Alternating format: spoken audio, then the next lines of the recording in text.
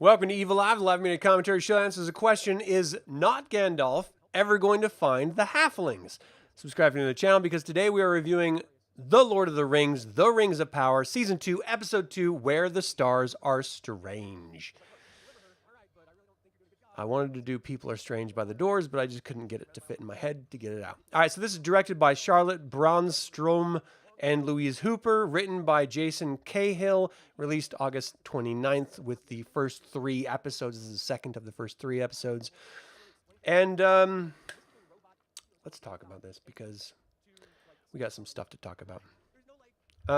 Real quick note before I dive into this. I think it's interesting, kind of like ridiculous and funny. So when Dungeons & Dragons first came out, they had a species called Hobbit, because it was inspired, of course, by Lord of the Rings and J.R.R. Tolkien. So they had a Hobbit character a race named Hobbit. The estate of J.R.R. Tolkien was pissed off at Dungeons & Dragons for having done that and sued them. So Dungeons & Dragons changed the name of Hobbit in their game to Halfling in the game so that there would be no problem.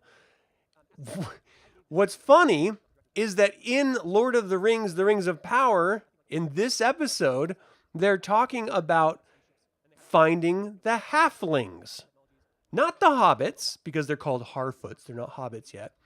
But they reference them as halflings, which is wildly ironic, because the only reason why the word halfling exists was in response to J.R.R. Tolkien's estate suing someone for using Hobbit.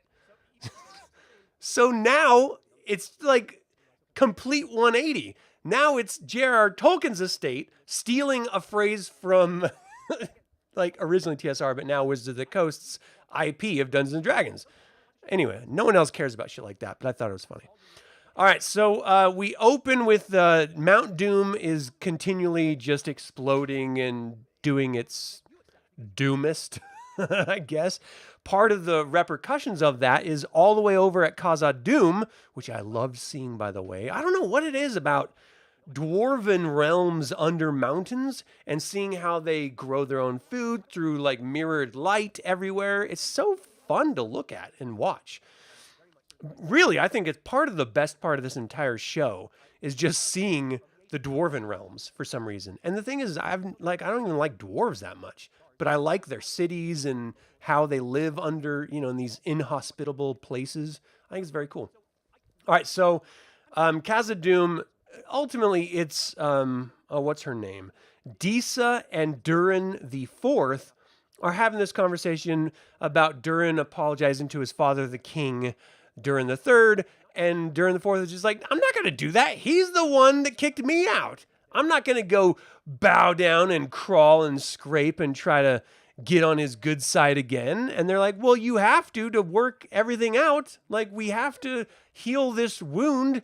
And Disa, his wife, she has like sideburns and stuff. And it's kind of gross. I don't really like facial hair on girls at all.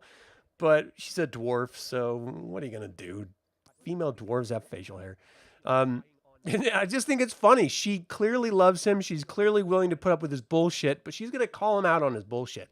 And listen to me, all of you men who like women, if you find a woman that will simultaneously put up with your bullshit and more importantly, call you out on your bullshit, you grab onto them and don't let them go.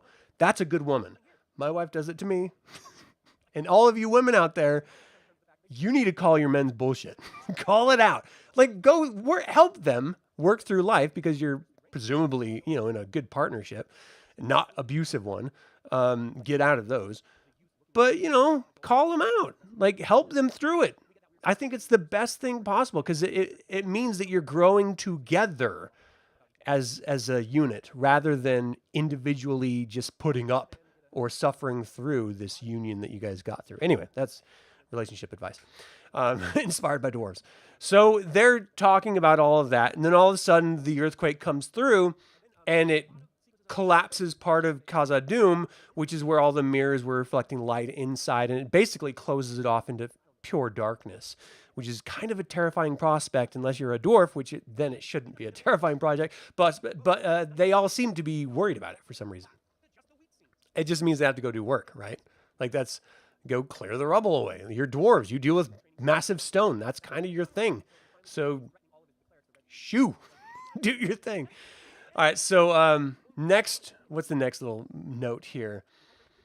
Galadriel has a vision of Celebrimbor's death and asks to go to Eregion. She sort of confronts Gil-galad, and Gil-galad is like hiding his ring, even though we all know he's wearing a ring because at the end of the last episode, the first episode of this season, they were all holding their hands together with the rings. So who is he hiding it from? I don't get that. But basically, she's like, look, Sauron helped forge these rings. They're going to be used to twist us. We need to make sure that Celebrimbor knows who helped him make these rings, that it was Sauron, not Halbrand. And Gil-galad's like, I'm not sending you over there. Look, Sauron can twist people's minds. He's clearly already doing it through this ring, giving you visions, or the ring has unlocked powers in your mind or something. And he's experiencing the same thing, which is why he's speaking from authority. And he's their king. And he's like, look, I'm not going to send you there. And she's like, but wait, what if I go with Elrond, the dude who does not like these at all? And then he's like, okay, go with Elrond. Elrond doesn't want to do it, but Elrond Hubbard does it anyway. Thanks, Chris. So they go off to, let's see, they want to convince the Celebrimbor and stuff not to converse with Sauron anymore, because that is in fact Sauron. Celebrimbor doesn't know that. He's off in, I think he's in, well, actually I have no idea where he is. Eregion. He's off in Eregion, and everyone else is in Lindon. And he's like doing his best to create rings or just do whatever his job is. Like, I don't even know what the hell his job normally is. Anyway, they send one messenger to go with a scroll saying, hey, this dude is Sauron. Do not converse with him. And then Halbrand shows up, because we know from the last episode he had already talked to Adar and convinced him to let him go to Eregion and look for Sauron. So anyway, he shows up and he's like, hey, I'm here to, talk to Celebrimbor about the rings. And the people that like sort of meet him, they're like, he doesn't want to see you. Get the fuck out of here. And he's like, I'll just wait here, just in case. So she goes and reports to Celebrimbor that, look, Halbrand doesn't want to leave. He kind of looks hurt. And the dude's like, I don't give a fuck. I said I wouldn't tree with him. So he'll leave eventually. Ultimately, Halbrand convinces Celebrimbor that he is Anatar, the Lord of Gifts, because he is a powerful entity. And Celebrimbor wants to be famous. He needs something in his life that he's not getting right now, and that's to create and have a legacy, and we all feel that in our lives in some level, so I get it. And so he allows himself to believe Anatar. Of course, it's part of Sauron's power. Once he meets you and has talked to you, he knows how to twist your mind to believe and see what he wants you to believe and see. That's why he's so powerful. And so that's what he's doing with Celebrimbor. And so they're going to create more rings for the dwarves and men, which we know where that goes. And then we cut off to like this weird dark wizard in Rune. I don't know who the hell this is. I don't know who the hell it's supposed to. I thought it was supposed to maybe be Saruman, like a young Saruman. We can't have Christopher Lee reprise his role.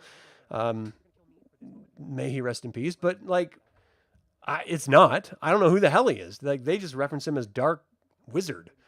And he's the one that sent those weird, like, blonde girls to go capture not Gandalf, and they failed. And so now he has this other group. What is the other group that they send through there? I'm trying to look through my notes. I'm the worst with taking notes because I never like highlight them in order. Anyway, he sends a new group of riders to go get not Gandalf, which they call him the Stranger, but it's Gandalf. And then they go and sort of hunt through the deserts and stuff because they're all going to Rune anyway, because Gandalf is looking for this weird staff that he saw in a vision. And so he finds the staff. They're hiding away from the riders. The riders end up catching up with them. Gandalf uses the staff to create this massive dust whirlwind thing, which blows the riders away. And it also blows the Harfoots away. So who knows if he can find the hobbits or halflings. And who knows where it's going to lead. Why they introduced this character and not give us any context on who he actually is or his actual name, I have no idea. I think it's very, very strange. And there's a broader conversation about why the hell are these shows being made that are, while they're actively not sticking to the lore. It drives me insane. Like, again, I'm not very connected to the Lord of the Rings lore, but if you're going to do a show about a established IP, at least follow the IP's history, to the letter. George R.R. Martin's having this same exact conversation. He just did this whole rant in a blog of his about House of the Dragon, about how they started deviating in this second season that just was released that I reviewed, and I was a little upset about the ending of. But it's going to get worse in season 3 and 4. They're deviating from his lore. Why are they doing this? I don't understand. Just follow the goddamn established lore and people will be happy. You start deviating from it to inject modern politics into it or modern sensibilities, and you're going to fuck your show. Period. People are going to lambast it and not watch it. You're going to lose money. You're going to lose your job. Just follow the fucking lore. It's not hard. I don't get it. So anyway, he loses control. The storm sweeps Nori and Poppy away. Sauron poses as Anatar. Let's see. Galadriel, Celebrimbor promised Galadriel that he wouldn't treat with Halbrand, but now that Halbrand's Anatar, he definitely will. And that's kind of the episode. So this entire episode is really about Sauron regaining purpose and power in Eregion with Celebrimbor and finishing those goddamn 9 rings. And then the dwarves are doing their best to sort of reunite. Ooh, it feels so good. And, just get the Durins back together, Prince Durin and King Durin back together. And so that they can mine Mithril and then they can unleash the Balrog, which is what I want to see. I want to see the Balrog. They mined too deep. And that's where the Balrog came up. And I want to see it so bad. Oh, I know it's coming in this season. I know it's coming. It's the only reason why I'm going to watch this show, because I'm really not enjoying it that much. But I don't know. Did you guys watch this? What did you think of the episode? Does it bother you that they deviate from the lore? And if it does bother you, is it prohibitive of you to watch the actual season and finish the episodes? Or you hate watching it? Let me know in the comments below. I'm not even going to review these individual episodes. I might review the final season or whatever once it's done, but not individual episodes. They're just not all that good, to be honest. So why? I'm going to do my best to sort of report on them, and hopefully I can get Cameron on here with me, and we can sort of riff on some of the other episodes together. But anyway, that's it. Thanks for watching. Let me know what you think of the second episode of The Rings of Power, Where the Stars Are Strange. Will they ever finally admit that Gandalf is Gandalf?